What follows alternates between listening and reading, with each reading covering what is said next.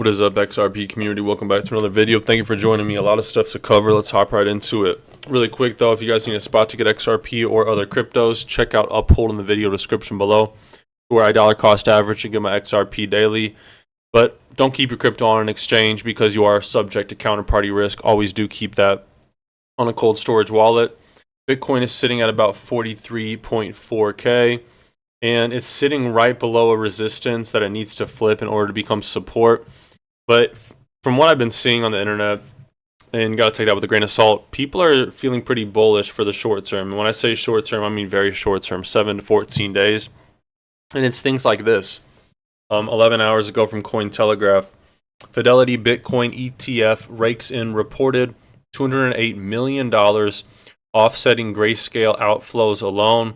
According to provisional data from Farside Investors, Fidelity's FBTC raked in $208 million in inflows yesterday, compared with the $192 million in outflows from Grayscale Bitcoin.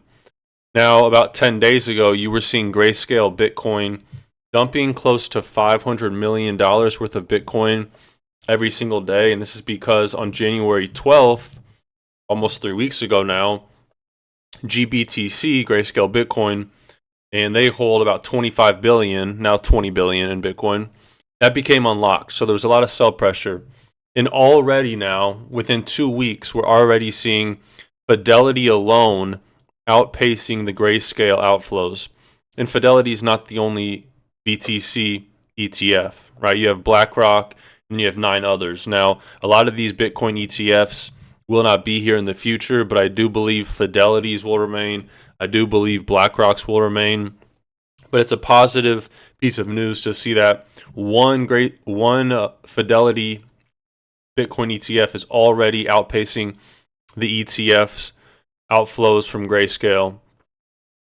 James Seyfarth says Grayscale's GBDC maintains its liquidity crown, trading 570 million and 110 million more than second place IBIT today.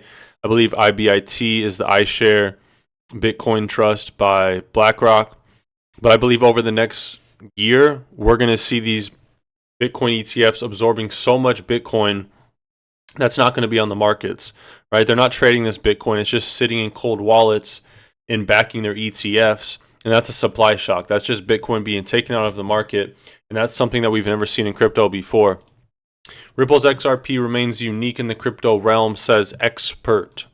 Now, I wouldn't classify this guy as an expert, but this is Ben Armstrong, BitBoy Crypto. And he used to have one of the biggest YouTube channels for crypto. There's a lot of drama around that. He kind of lost his channel. He does have his own channel now named Ben Armstrong.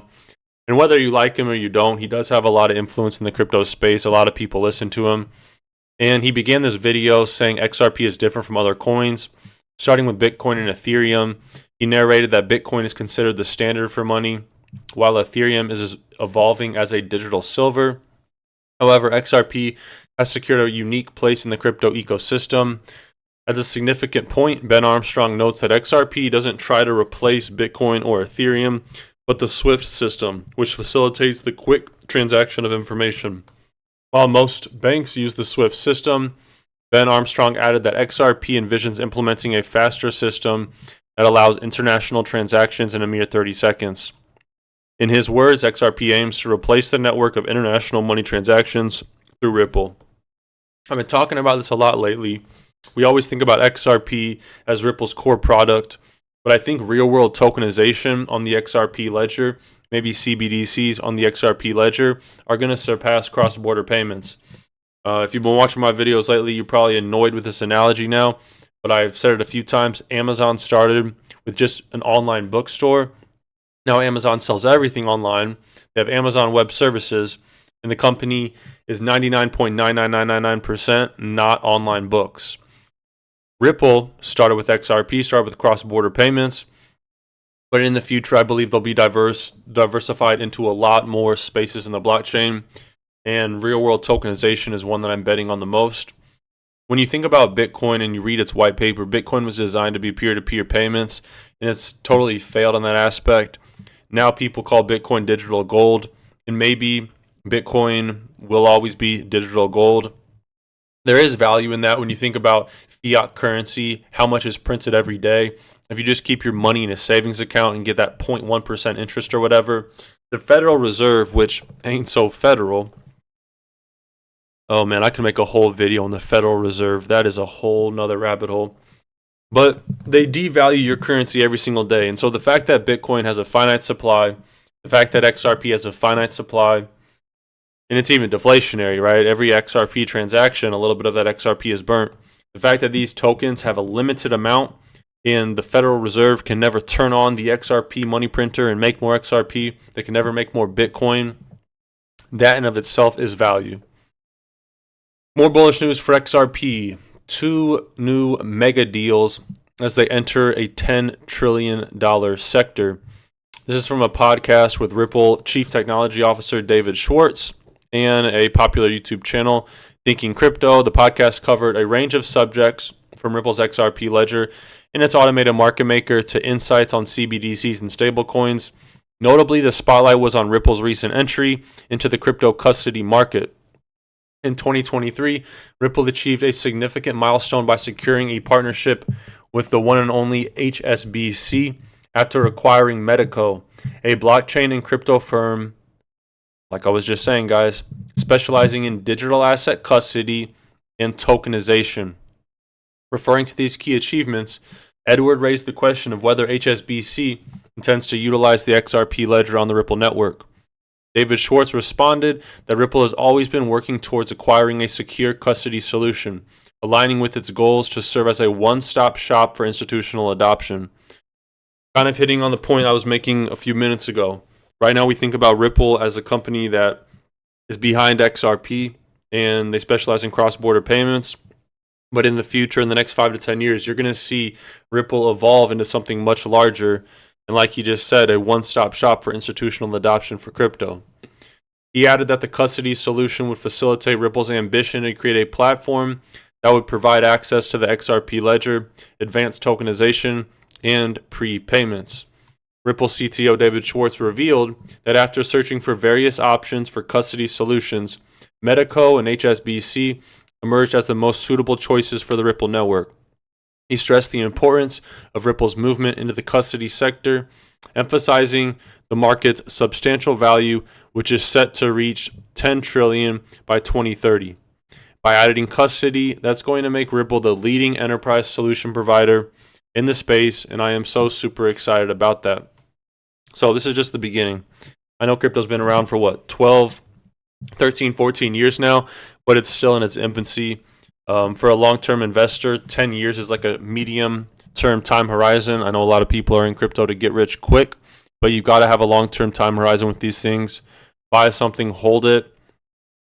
There's a reason the saying in crypto is hodl, right? Because everyone that had Bitcoin when it was under a penny doesn't hold Bitcoin today, right? And now for this clip from the IMF conference, okay? Cross-border payments set to reach $300 trillion overnight. The XRP ledger will have massive liquidity rails in every financial jurisdiction. CBDCs will need a bridge. Take a listen. Is doing. Coming to CBDCs, why I am saying it is very important? Because there are now several new animals or birds, whatever you call them, they're floating around under various names. Somebody calls it stable coins, somebody calls it cryptocurrencies.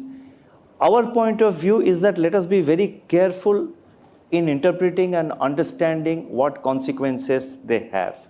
On stable coins, the basic fundamental question that arises is the fundamental question that begs an answer is whether governments and central banks are comfortable with private currency. Currency is a sovereign function which the sovereign delegates to the central bank in countries like India. So therefore, are we comfortable with private currency? So therefore, these new technology products which are coming and styling themselves as great innovation, their financial consequences, their negative consequences for domestic financial stability, for global financial stability, for domestic monetary system, for the global monetary order, all that needs to be understood. And we have published, RBI, we have myself spoken about it. So I'm not going to list out what are the potential threats. Right. They pose a threat, all kinds of threats, terror financing, money laundering, apart from, currencies like emerging market currencies, which will sort of cause the central bank itself will lose control over the monetary system. There are lots of challenges, and this can become, these are highly risky. Now, we don't want that kind of a thing. In fact, on such matters, whether it is stablecoin or it is cryptocurrencies or whatever you call it, I think we need to fully understand what are the risks before sort of trying to legitimize them. We need to know before entering the water how many sharks are there inside the water. I think that is how I would put it in a very commonplace language and very bluntly. Now, thanks for watching the videos today, guys. If you enjoy this type of content, subscribe for daily crypto updates, and until next time.